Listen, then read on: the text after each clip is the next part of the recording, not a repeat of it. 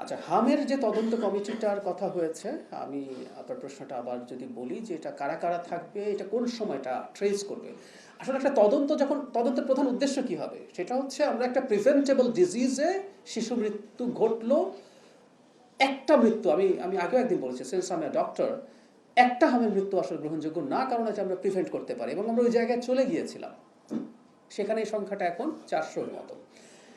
তদন্ত কমিটি আসলে দেখবে এই কি কারণে এটা ল্যাক করলো, এবং এই টিকা যে দেয়া হলো না, এটা ব্যাক ক্যালকুলেশন করলে আপনি পাবেন কবে থেকে এই অবহেলা শুরু হলো, যাতে আমাদের ওই যে 95% একটা কাভারেজ প্রয়োজন হয় হার্ড ইমিউনিটির জন্য, সেটা সমস্যা হলো। সেটা আওয়ামী লীগের যদি সময় থাকে, সেটা ইন্টারিমের সময় তো কিছু তথ্য আমাদের সামনে আসলে আছে। আমরা ইউনিসেফের প্রতিনিধিকে পাবলিকলি ইন্টারভিউ দিয়ে বলতে শুনেছি যে তারা সরকারকে কিন্তু অ্যালার্মিং দিয়েছিলেন যে তারা যেভাবে প্রকিওর করতে চাচ্ছেন এটা সংকট তৈরি করতে পারছে। এগুলো তাদের জায়গা, কিন্তু তার কথাই যে শতভাগ সঠিক তা না। তদন্ত কমিটি সবই যাচাই বাছাই করে দেখবে। এবং আমি আবারও বলছি, এটা আমার সাথে পার্সোনালি কথা হয়েছে, তারপর আমি এই কথাটা আপনাদেরকে একটু জানাই।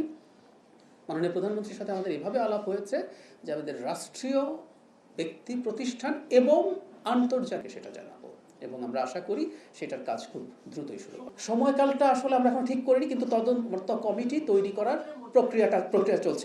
আমি আমার জায়গা থেকে ব্যক্তিগতভাবে চেষ্টা করব এটা যত দ্রুত করা যায়। এই মুহূর্তে আসলে হামের ম্যানেজমেন্ট নিয়ে অনেক বেশি মন্ত্রণালয় ব্যস্ত আছে, কিন্তু এই তদন্ত কমিটিটা আমি অন্তত ব্যক্তিগতভাবে সেই চেষ্টা করছি। আচ্ছা, আপনি পরে আপা বলছিলেন, আমি ওনার কাছে পর আপনার কাছে আসছি। হামের বিষয়ে একটু কথা ছিল। আচ্ছা, তাহলে হাম থেকে। আচ্ছা আচ্ছা, জি। আমি একটা জিনিস অন্তত বলতে পারি, ধরুন এবারকার তদন্ত কমিটিতে যদি কাউকে দায়ী পাওয়া যায়, আমি তদন্তের আগে বলে ফেলছি না পাওয়া যাবেই, তো সেটা তো আসলে আগের কেউই হবে। এখন আপনি কি বলবেন তাহলে যে আমরা আগের কারোর উপর দায় চাপিয়ে দিচ্ছি? কারণ আমরা দায়িত্বে এসেছি যতদিন, তার মধ্যে আসলে আমাদের এই টিকা সংক্রান্ত কাজে আমাদের কোনো ইনভলভমেন্ট ছিল না। তবে আমি আপনাকে এটুকু কনফার্ম করতে চাই, আমি প্রায়ই কথাটা বলি, ইভেন ধরুন আগামী বছর বা তারপরের বছর আবার আউটব্রেক যদি হয়, তখন তো আমরা এই কথাটা বলতে পারবো না। আমি মনে করি এরকম কোনো আউটব্রেক ইনশাল্লাহ হবে না, কারণ আমরা সিরিয়াস থাকি। কিন্তু যদি হয় এটা বা অন্য কোনো জায়গায় কোনো সমস্যা, সেই দায় সরকার নেবে যদি সরকারের গাফিলতি থাকে। কারণ কারণ কি, কারণটা খুব সোজা। একটা গণতান্ত্রিকভাবে নির্বাচিত সরকার, জনগণের ভোটে আবার দায়িত্বে থাকতে চাওয়া সরকার দায় স্বীকার করবে, ক্ষমা চাইবে। একটা সরকার নিখুঁত হয় না, এই কথা অনেকবার বলেছি, পৃথিবীর কোনো সরকার নিখুঁত না।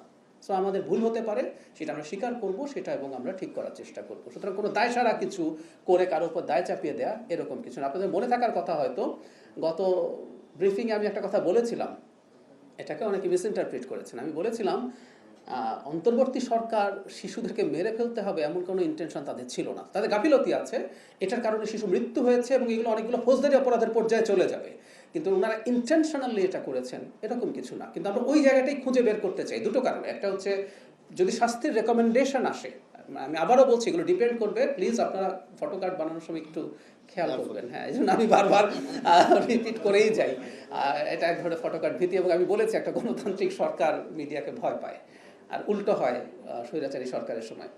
সেটা হচ্ছে তদন্ত কমিটি যদি এমন খুঁজে পায় যে খুবই বাজে ধরনের নেগলিজেন্স হয়েছে যেটা শাস্তিযোগ্য, তাহলে শাস্তিও দেওয়া হবে। আর যদি এরকম খুঁজে পায় যে না, এই ঘটনা ঘটেছে, সেটা শাস্তি কি হতে পারে, পাশাপাশি রেকমেন্ডেশন থাকবে যাতে আমরা ফার্দার এটা প্রিভেন্ট করতে পারি। সো আমাদের তদন্তের এই দুইটা উদ্দেশ্যকে মাথায় রেখে আমরা তদন্ত করব।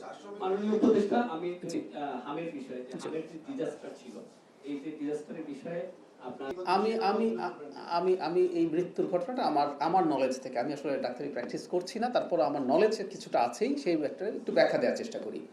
আমরা কি করতে পারতাম, আমরা শুরু করেছি অ্যাজ আর্লি অ্যাজ পসিবল। আমাদের কতগুলো এরিয়া প্রাথমিকভাবে লোকেট করা হয়েছে যে এই এরিয়াগুলোতে বেশি আউটব্রেক হয়েছে, সো খুব দ্রুত ওখানে টিকা দেওয়া শুরু হয়েছে।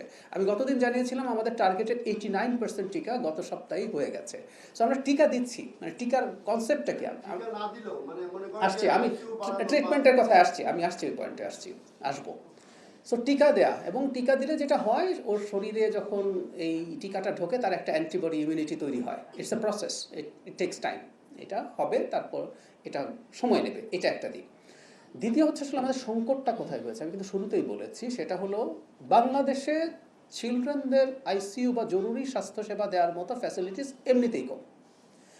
আর যদি যথেষ্ট থাকতো, আমি কোভিডের উদাহরণ কেন দিলাম, আমি একটু পেছনে চাই। ওয়েস্টে কোভিডে আইসিইউ পায় নাই এমন পেশেন্ট অনেক আছে, এখন কেন থাকে? ইউরোপ আমেরিকার একটা দেশ দেখে তার স্বাভাবিক স্বাস্থ্যসেবা দেওয়ার জন্য কয়টা আইসিইউ প্রয়োজন, কয়টা ভেন্টিলেটর প্রয়োজন। এটা আমাদের নাই, কিন্তু ওয়েস্টের আছে।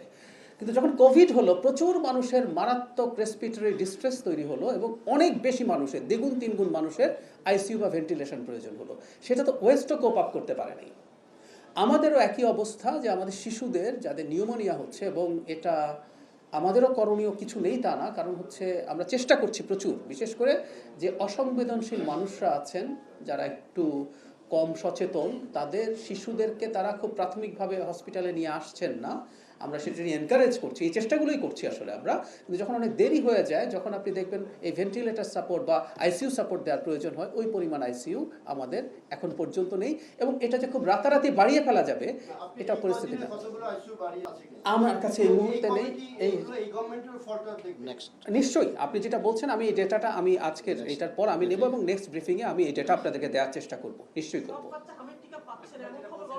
হ্যাঁ, আসছে এবং আমরা আপনি যে রিপোর্টটার কথা বলছেন, এই রিপোর্টটা আমিও দেখেছি, এবং আমি এই রিপোর্টটা দেখার সাথে সাথে আমি এই ব্যাপারে সংশ্লিষ্ট মন্ত্রণালয়ের মনোযোগ আকর্ষণ করেছি। আমরা সেই টিকাটাও দেব, এবং আমি একমত আপনাদের সাথে।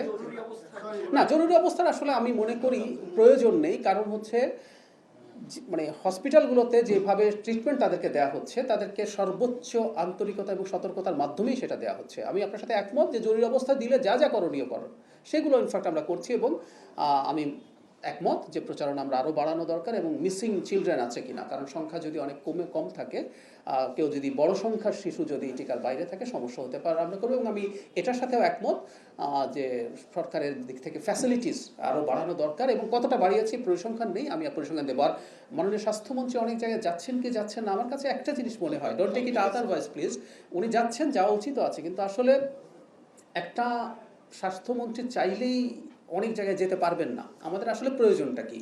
আমাদের প্রয়োজন হচ্ছে একটা সিস্টেম ডেভেলপ করা, যে সিস্টেমটা ইটসেলফ কাজ করবে। আমি মনে করি আমাদের স্বাস্থ্যের যে সিস্টেমটা আছে, সেটাকে সর্বোচ্চভাবে কাজে লাগানোর চেষ্টা আছে। আর আমি আবারও বলি, কেউ বলতে পারেন যে আমরা প্রিভিয়াস রেজিমের উপর দায় চাপিয়ে দিতে চাইছি। আমাদের একটা অপশাসনের প্রভাব, এবং সেখান থেকে বেরিয়ে আসার চেষ্টা সবসময় খুব ইজি না। আমাদের পুরো স্ট্রাকচারটা ওভার 15 ইয়ার্স যে জায়গায় গেছে, আমি নিজে কাজ করার ক্ষেত্রেও খেয়াল করছি বিভিন্ন জায়গায়।